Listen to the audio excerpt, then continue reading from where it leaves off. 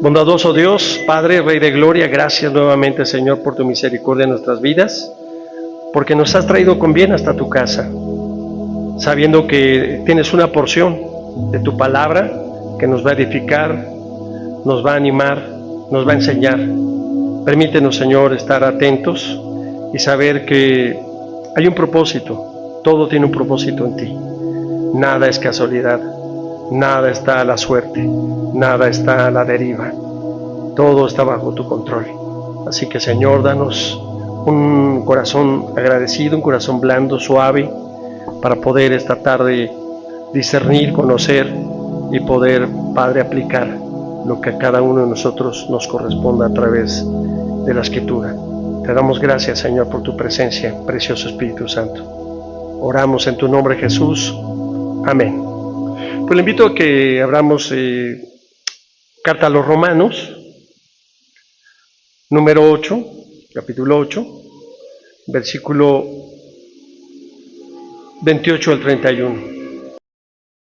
Dice la Escritura: y sabemos que a los que aman a Dios, todas las cosas les ayudan a bien. Esto es, a los que conforme a su propósito son llamados. Porque a los que antes conoció, también los predestinó, para que fuesen hechos conformes a la imagen de su Hijo, para que Él sea el primogénito entre muchos hermanos. A los que predestinó, a estos también llamó, y a los que llamó, a estos también justificó, y a los que justificó, a estos también glorificó. ¿Qué pues diremos a esto? Si Dios es por nosotros, ¿quién contra nosotros? Qué hermoso, ¿no? Porque dice que ya fueron predestinados. No fue algo al azar, no fue algo casual. Nosotros podríamos decir, bueno, ¿por qué me buscaste a mí, si siendo tan imperfecto? ¿Por qué, habiendo tantas personas llenas de virtudes, me mandaste a llamar a mí? Bueno, pues el Señor ya te tenía en su mirada. Él ya había visto tu corazón, Él lo formó y sabía que era necesario que tú llegaras a sus pies. Así que esta porción que leímos ahorita en Romanos, Pablo presenta la idea de la salvación en pasado, en presente y en futuro. Es pasado, ¿por qué? Porque fuimos salvos. Ya fuimos salvos en el momento en que creímos en nuestro Señor Jesucristo como Señor y Salvador. En ese momento fuimos salvos. Nuestra vida nueva, ¿verdad? Una nueva criatura, comenzó en ese momento. Es presente porque nos estamos salvando. En ese momento éramos salvos. Vamos siendo salvos día con día. En este momento estamos siendo salvos. O sea, estamos en proceso de santificación, de una vida de perfección cristiana. Pero al mismo tiempo no recibimos por completo los beneficios y bendiciones de la salvación que recibiremos cuando el reino de Cristo se establezca ya definitivamente. Esa será nuestra salvación futura. Así que aunque estamos seguros de nuestra salvación, seguimos mirando con esperanza y con confianza hacia aquel cambio completo de cuerpo, donde nuestros cuerpos serán incorruptibles, donde no habrá sufrimiento, donde tendremos otra forma, otra personalidad que nos espera más allá de esta vida terrenal, cuando seamos, dice, como Él es. Como Él. Iremos perfeccionando como Él, hasta llegar a la estatura del varón perfecto. En este contexto, el pasaje que acabamos de leer es parte de la confianza en el Señor. Dios pues nos ha prometido primero que Él nos amó primero. Él nos amó primero y entonces por eso nosotros le amamos a Él. Es una respuesta a ese amor tan grande que nos dio. Nos debe de hacer entender que no importa lo que pase, todo es para Él y por Él. Todo es para Él. Y que Dios tiene un propósito pues para tu vida, un propósito para mi vida al ser llamado. Y ese es que sea parte de su proyecto, dar vida a los que no tienen vida, a los que están sin esperanza. Entonces, eso es lo que yo debo de hacer también. Dios nos ha permitido ser llamados, ser predestinados, de entre muchos, dice, para ser y sernos llamados como hermanos. Él es el primero y nosotros somos los hermanos que siguen.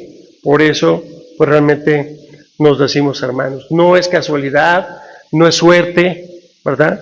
Porque hay un viejo fábula o una historia antigua de un anciano labrador que tenía un viejo caballo para cultivar sus campos. Todas las mañanas salía en ese viejo caballo, como él, ya siendo grande. Así que dejó amarrado su caballo y un día el caballo se escapó a las montañas. Cuando salió a encontrarlo, pues ya a buscarlo ya no estaba. Pero los vecinos vieron que se había ido y le dijeron: oye, qué mala suerte, porque has perdido a tu caballo. Él le respondió: ¿buena suerte? ¿Mala suerte? ¿Qué es eso? Una semana después, el caballo regresó trayendo consigo una manada de caballos salvajes. Entonces los vecinos salieron rápidamente a felicitarlo y le dijeron: oye, qué buena suerte. Y entonces él le respondió: ¿buena suerte? ¿Mala suerte? ¿Qué es eso? Cuando el hijo del labrador intentó domar uno de aquellos caballos salvajes, se subió y el caballo relinchó y se cayó y se rompió una pierna. Y entonces los vecinos llegaron: oye, qué desgracia, qué mala suerte. Entonces el hombre dice: ¿buena suerte? ¿Mala suerte? ¿Qué es eso? Así que una semana después, el ejército entró en todos los poblados y fueron reclutados todos los jóvenes que se encontraban en buenas condiciones. Así que cuando fueron a esta casa y vieron que el muchacho estaba con la pierna rota, pues lo dejaron tranquilo y no lo llevaron a la guerra. Y los vecinos dijeron: oye, qué buena suerte. ¿Buena suerte? ¿Mala suerte? ¿Qué es eso? Todo lo que a primera vista parece un contratiempo puede ser un disfraz del bien. Y lo que parece bueno a primera vista puede ser realmente una tragedia o algo dañino. Así pues será una postura sabia que debemos de dejar que Dios decida qué es lo bueno y qué es lo malo para tu vida. Así que le agradecemos que todas las cosas sean para bien para todos los que le aman. Así que las cosas que nos suceden no son casualidad. Dios va forjando y va haciendo un propósito en eso. Así que para nosotros, cuando dice salmista: yo cambiaré tu suerte, les he comentado, cuando escuchamos eso no se refiere a buena o mala suerte, sino dice: yo cambiaré tu destino, yo cambiaré el rumbo de tu vida. Y así que para nosotros el Señor ha cambiado nuestra vida. Cuando íbamos por caminos de perdición, cuando íbamos por caminos de incertidumbre, el Señor nos tomó porque ya nos había escogido, ya nos había predestinado a ti y a mí desde el vientre de nuestra madre, ya antes de la fundación del mundo, ya te había elegido. La diferencia está en muchas personas están elegidas, pero ¿sabe cuál es la diferencia? Que no quieren responder, no quieren dar respuesta al llamado. Han sido llamados, se les ha dicho: acércate a Dios, busca de Cristo, conoce de Dios, y no han llamado. El Señor insiste, persiste para que esas personas que están predestinadas aún puedan llegar a los pies de Cristo. Y ese puede ser uno de tus hijos, ese puede ser tu madre, tu padre o un familiar cercano, el cual también Dios ha puesto en su corazón, pero ellos han resistido al llamado, sino quieren aparentar que no necesitan de Dios, pero todos necesitamos del Señor. Así que entre los amigos de Jesús sabemos que había muchas personas que simpatizaban con las ideas, las enseñanzas, con los elevados principios del Maestro, pero que se sentían atados como lazos de traición o dominados por el peso de la ley religiosa, de las costumbres, o porque eran demasiado tímidos también para aceptar un nuevo modo de vivir. Lo que Jesús presentaba no era una religión, era un cambio de transformación, un cambio de vida radical de cómo vivían conforme a sus costumbres, adorando ídolos, teniendo una vida de promiscuidad, de alcohol, de rebeldía, de una vida desordenada. Pues no es tan diferente a estos días. Las personas viven de la misma manera, pero igual se sienten atadas a sus tradiciones religiosas y se sienten atados a sus pecados. Por uno o por tal motivo, pues no se atrevían a exponer su vida. A diferencia de hoy, que si tú te haces cristiano, pues no pasa nada. No va a pasar que tu familia te regañe o te digan aleluya o salta para atrás o alguna cosa de esas. Pero no vas a perder la vida por ser cristiano, por lo menos aquí en México. En aquella época sabían que estaba en riesgo su vida, o también atreverse a ser expuestos y quedar en ridículo a la persecución de los cristianos y poder ser echado a las fauces de los leones. Sin embargo, estas personas sirvieron en muchas circunstancias para formar un ambiente realmente favorable a Jesús. Y aquí aparece un personaje que es el que vamos a hablar de hoy, llamado Nicodemo. Nicodemo significa, en griego, conquistador del pueblo. ¿Quién era Nicodemo? Era un fariseo rico, miembro del Sanedrín y un maestro de la ley ahí en Israel. En griego, Sinedrión, en el Antiguo Testamento, aparece solamente 24 veces. Realmente la palabra traducida significaba concilio o consejo. Esto era un consejo judío establecido en los 2 últimos siglos antes de Cristo y que terminó estos concilios en el año 70 después de Cristo. ¿Qué pasó en el año 70? Pues la destrucción del templo.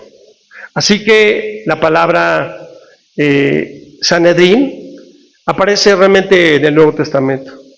¿Y quiénes era el Sanedrín? Pues era un grupo de la aristocracia sacerdotal, de la nobleza, compuesto de 71 miembros. Estos miembros estaban todos en Jerusalén. Trabajaban bajo la dirección del sumo sacerdote y tenían funciones legislativas, pero también ejecutivas y judiciales. Su autoridad variaba según el régimen político, además de que había otros concilios o consejos. Si me acompañas ahí en Marcos 13, 9. Pero mirad vosotros mismos, porque se entregarán a los concilios y en las sinagogas os azotarán y delante de gobernadores y de reyes os llevarán por causa de mí para testimonio de ellos. Y sabemos que varios de los discípulos terminaron en el Sanedrín, como nuestro mismo Señor Jesucristo tuvo que ser expuesto. Así que en el Nuevo Testamento aparece 22 veces la palabra Sanedrín, y a cada miembro del Sanedrín se le llamaba Bouleutes, y significa consejero. Eran consejeros, pero al desaparecer el templo, en el 70, lo sucedió lo que le llaman la corte de justicia de los rabinos, el Bet Din. Así que este grupo de hombres, pues tenían una reputación muy severa, eran hombres muy estrictos, apegados a las leyes y eran implacables. Así que, ¿cómo operaba el Sanedrín o este consejo? Los miembros se sentaban en un semicírculo, frente a ellos estaban los secretarios de la corte y detrás estaban en 3 filas los discípulos de los hombres más sabios. Así que vemos ahí una gran cantidad de hombres en una forma de semicírculo, donde el acusado se tenía que presentar vestido de luto en medio de ellos, y después de escuchar la acusación tenía posibilidad de defenderse. Por eso recordarán cuando Jesús le dicen que se defendiera, que dijera algo, y dice que sus labios no se abrieron para decir nada. Así que cuando había una decisión favorable para el acusado, se daba una simple mayoría, con uno por eran 71, la división, ¿verdad?, nos da 36, y con ese voto era suficiente para que fuera mayoría, y podían anularse el mismo día y salir a anunciarse que el acusado era libre, porque se le había encontrado no culpable. Pero en el caso de una decisión desfavorable, necesitaba 3 partes a favor para que se anunciara el veredicto al día siguiente. Así que, si recordamos por qué, tenemos que entender un poquito que Nicodemo pertenecía a este grupo de Sanedrín. Nicodemo había estado en muchas ocasiones dentro de este grupo de consejeros. Pedro y Juan fueron llevados, ¿se acuerda usted?, ante el Sanedrín después de sanar a un hombre cojo en la puerta del templo. Y también Esteban, el mártir, fue llevado acusado por blasfemia contra el templo en el concilio. Nuestro Señor Jesús, de igual manera, fue llevado ante quién, ¿recuerda usted? ¿Cómo se llamaba el sumo sacerdote? Caifás, ¿verdad? Caifás era el sumo sacerdote para ser interrogado. Y ahí mismo, pues estaba Nicodemo en el concilio. ¿Qué fue lo que pasó con Nicodemo? Pues defendió a Jesús. Por eso se le considera como si hubiera sido su amigo y seguidor oculto de Jesús. Así como también conocemos a otro que se llamaba José de Arimatea, que junto con Nicodemo ayudaron y solicitaron a este Sanedrín entregaran el cuerpo de Jesús para darle sepultura. Así que, familia, muy importante que nosotros nos ubiquemos en esta situación de Nicodemo, en medio de los fanáticos religiosos. Insistió en el derecho de que Jesús tuviera un proceso justo, de que fuera escuchado, de ser examinado su situación con justicia. Pero le tildaron de ser discípulo de Jesús. Entonces, pues hemos escogido hoy esta persona de Nicodemo porque representa un gran número elevado de admiradores y seguidores de Jesús en nuestros tiempos. Me encanta porque hay muchos Nicodemos cristianos. ¿Por qué? Porque van a ver a Jesús de escondidas, ¿no?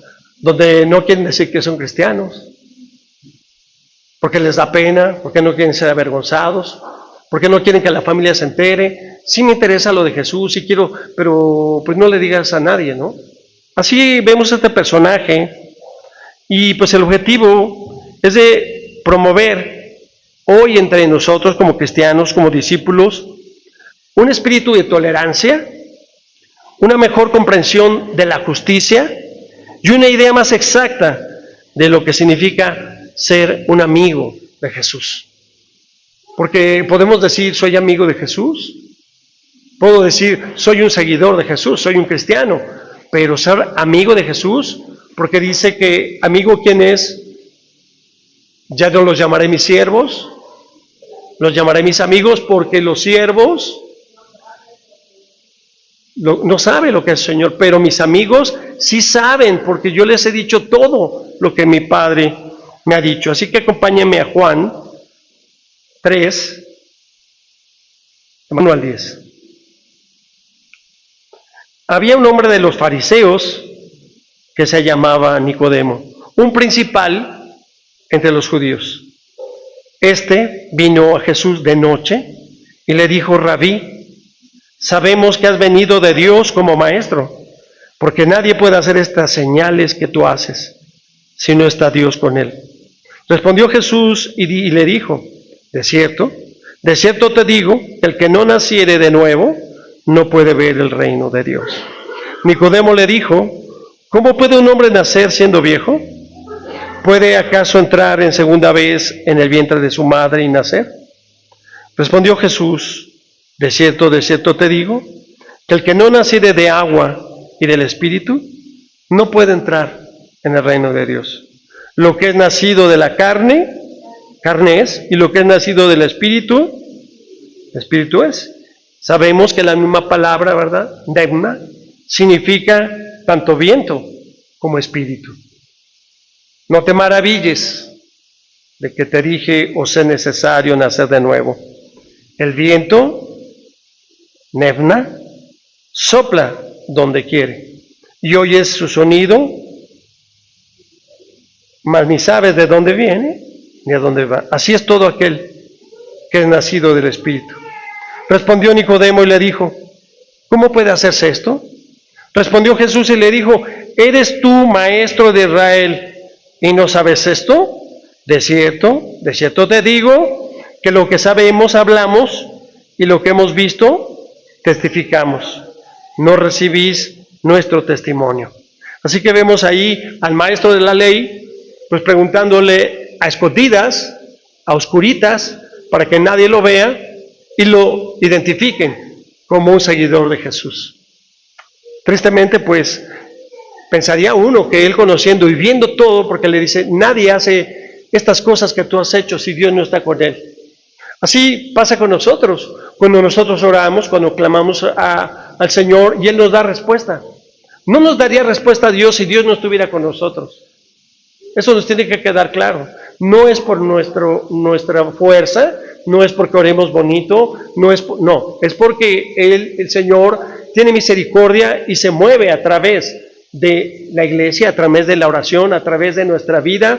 Él puede manifestarse. Más adelante, allí en Juan 7, versículos 45 al 53. Los alguaciles vieron a los principales sacerdotes y a los fariseos, y estos les dijeron: ¿por qué no le habéis traído? Los alguaciles respondieron: jamás hombre alguno ha hablado como este hombre.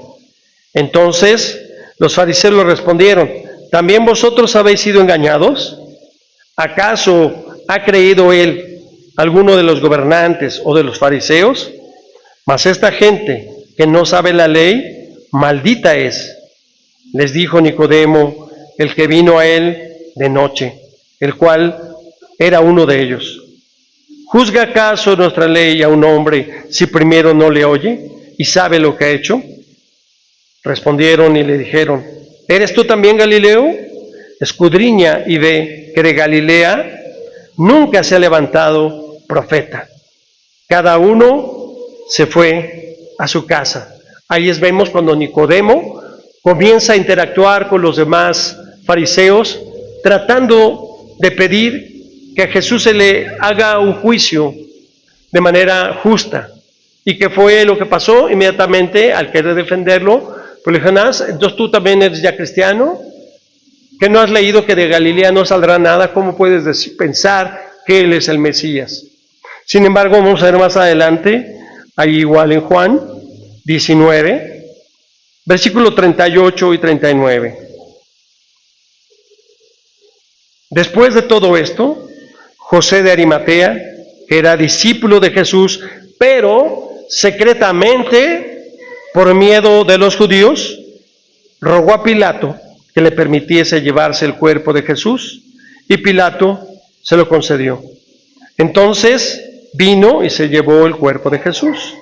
También Nicodemo, el que antes había visitado a Jesús de noche, vino trayendo un compuesto de mirra y de aloes con 100 libras.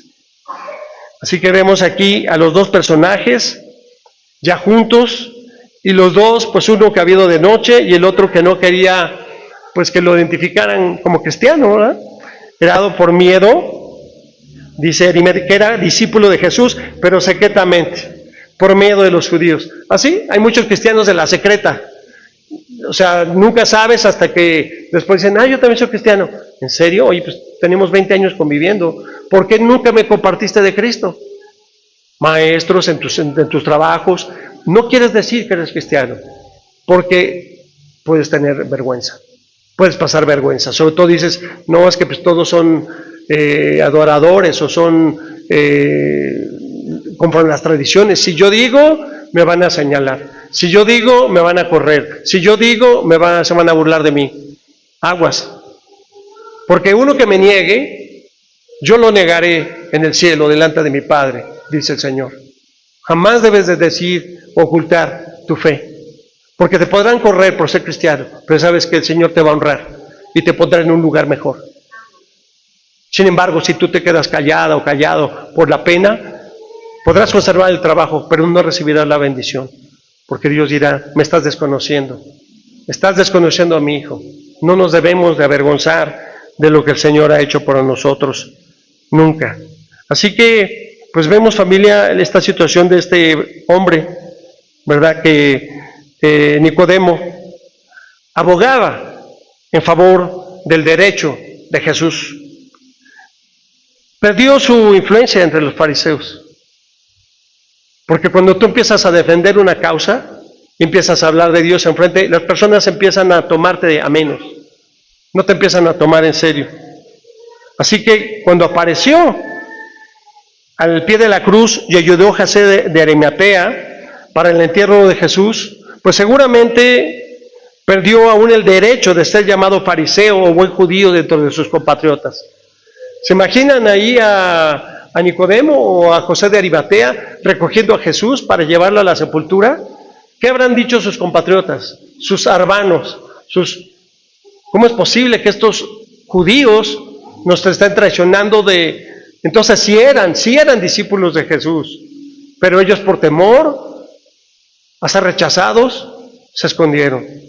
Es hasta que Jesús muere cuando ellos salen a la luz pública y los vieron que sí eran seguidores de Jesús. Así que sufrió también por la injusticia sin recibir mayor recompensa que la conciencia de haber cumplido con su deber. Yo creo que ese encuentro que tuvo Jesús con Nicodemo lo impactó. Por algo lo fue a buscar, porque no era una persona ignorante o no preparada, inculta. Al contrario, era una persona que estaba considerado entre los sabios y conocedores de la ley. Así que al verlo y al ver lo que había hecho, él estaba reconociendo que sí era un hombre especial, diferente. Desafortunadamente no tomó el paso, ¿verdad? La decisión, como otros, como el mismo Saulo de Tarso, que tuvo que también vivir persecución, pero dejó todo para poder seguir a Jesús. A veces, familia, se nos presenta la oportunidad para defender el derecho de otra persona, de un niño, defender el carácter de una persona cuando es débil y estás viendo que está siendo abusado en sus derechos. Cuando tienes la oportunidad de defender a una persona en tu trabajo porque ha sido despedida injustamente o le han hecho una carga excesiva de trabajo, a veces nos quedamos callados por no querer meternos en problemas o han hecho una injusticia sobre su propia persona, lo hayan ofendido, lastimado, hasta golpeado. Hemos visto acciones donde la gente está golpeando y nadie se mete. ¿Por qué? Porque sabes que te va a ir mal. Porque tenemos miedo al hombre y realmente no hemos visto y hemos sentido que realmente Dios está con nosotros. Y cuando nosotros hablamos y cuando nosotros nos presentamos para interceder, no lo hacemos nosotros en la carne. El Espíritu va con nosotros, Dios está con nosotros y algo va a suceder cuando tenemos esa fuerza para poder hablar y no quedarnos callados. Porque ¿qué es lo que pasa si nosotros callamos? Somos partícipes de la injusticia, somos partícipes del delito. Así que, ¿qué cualidad de carácter necesitamos más en esta situación? ¿Qué necesitaríamos? Pues tener humildad, tener cariño, tener tolerancia hacia la persona que ha sido lastimada, ofendida. Tenemos que tener valentía, ¿verdad? Así que Jesús siempre defendió la santidad. Y no solamente la santidad del hombre, del templo, como nuestro cuerpo, pero también el templo de Dios. Acompáñenme ahí el Evangelio de Juan, Juan 2. Vamos a tomarlo desde el 13. Estaba cerca la Pascua de los judíos y subió Jesús a Jerusalén y halló en el templo a los que vendían bueyes, ovejas y palomas y a los cambistas ahí sentados. Y haciendo un azote de cuerdas, echó fuera del templo a todos y las ovejas y los bueyes y esparció las monedas de los cambistas y volcó las mesas. Y dijo a los que vendían palomas: quitad de aquí esto y no hagáis de la casa de mi padre casa de mercado. Entonces se acordaron sus discípulos que está escrito: el celo de tu casa me consume. Así que vemos aquí a Jesús preparando un látigo.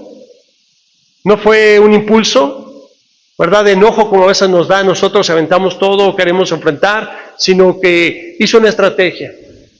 Preparó, estaba calculando, haber visto cuántos son, y preparó un látigo sabiendo que era exactamente lo que él iba a hacer. Así que Jesús fue a defender la casa de su Padre. ¿Cómo? Con energía, con valentía y con vigor, obraba en defensa de ese derecho. Imagínense de qué manera han de haber visto a Jesús, ¿verdad? Que habiendo tantas personas no lo atacaron, ¿verdad? Con qué fuerza, con qué valentía, con qué coraje fue a tumbar todo y decirles: salgan de aquí, porque mi casa, la casa de mi Padre, no es un mercado.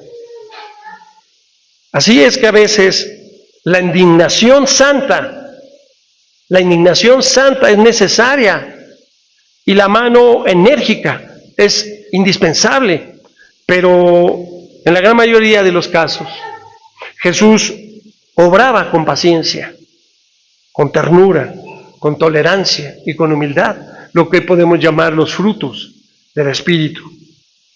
¿Pero qué es lo que quería hacer Jesús? Pues quería transformar el carácter de sus adversarios a través de la bondad y del amor. ¿Qué hacemos nosotros cuando tenemos un adversario? Pues a veces lo criticamos, lo queremos destruir, lo queremos confrontar y lo retas, ¿no? Bueno, pues a ver de cómo nos toca y vamos a medir fuerzas. No, Jesús, ¿cómo lo hizo? A través del amor, a través de la misericordia, a través de la bondad. Y en nuestra vida diaria, hermanos, lograremos mucho más si seguimos este ejemplo, orando por tus enemigos, que es lo que te pide el Señor. No estemos con titubeos frente al mal. No debemos de pensar: ¿y qué voy a hacer? No claudiques al defender la justicia y el derecho. Porque a veces decimos: bueno, pues ya ni modo. A veces a mí me critican o me han criticado porque dicen que me gusta andarme peleando con medio mundo. No me gusta que me quieran ver la cara. O sea, yo voy y regreso, le digo: señorita, perdón, me dio usted el cambio mal. Y voy y lo pido. Si compro una cosa que dice 23 pesos, yo le tomo una fotografía cuando hay una promoción y voy y me lo cobran, le digo: señorita, ahí decía tanto. No, pero bueno, aquí por favor me hacen mi promoción. Y a veces por 1 peso, 3 pesos o 5 pesos hago 1 hora o 2 horas de pelearme con medio mundo ahí en la gerencia para que me lo regresen. Todos dirían: bueno, pues don 2 pesos. No es el dinero, familia, es porque te quieren ver la cara, porque la gente quiere abusar. Igual en el teléfono, en la luz, donde sea, te van cargando de a pesitos, de a 2, de a 5, pues esos son los que se hacen millonarios. Debemos de hacerlo justo. Recuerdo una persona que se subió en una ocasión a un taxi, una señora mayor, y en los medidor, el taxímetro, va midiendo, ¿verdad?, los kilómetros o la distancia y va pasando ahí la cantidad, ¿no? A la hora de pagar decía 18,80 centavos. o 19,80 y paga, ¿verdad? Y le dice, gracias, abuelita. Y le dijo, no, deme mi cambio. Le dijo, no tengo 20 centavos. Le dijo, pues ese es su problema. Vamos a pararnos en un lugar para que me dé mi cambio. Pueden ser 20 o 50 centavos, no sé la cantidad. Pero le dijo, es que por mí, a mí por 20 centavos o 50 centavos, cuando me suba al tusobús, no me van a dejar pasar. Si yo le digo, a mí te traigo 1.80, pero son 2 pesos, no te dejan pasar en el camión. ¿O sí? No, tienes que dar la cantidad exacta. Entonces a veces nos da pena exigir lo que merecemos, lo que se acordó, lo que quedamos. Quedamos 2 pesos, son 2 pesos, no es 1.90 ni son 2.10. Y así es, a veces nosotros como que decimos, bueno, Dios le bendiga. Está bien, lo puedes hacer con una persona, pero si es tu conducta siempre, pues tú no tienes, a veces la gente lo hace por falta de carácter. O sea, no tiene la templanza para poder enfrentar a alguien.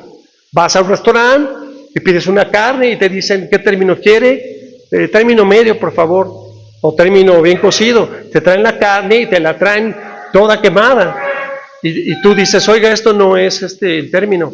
Y ya la esposa le dice, no eches pleito, cómetelo así, ¿no? Entonces te come la carne, pues casi quemada. ¿Por qué? Porque te da pena decir.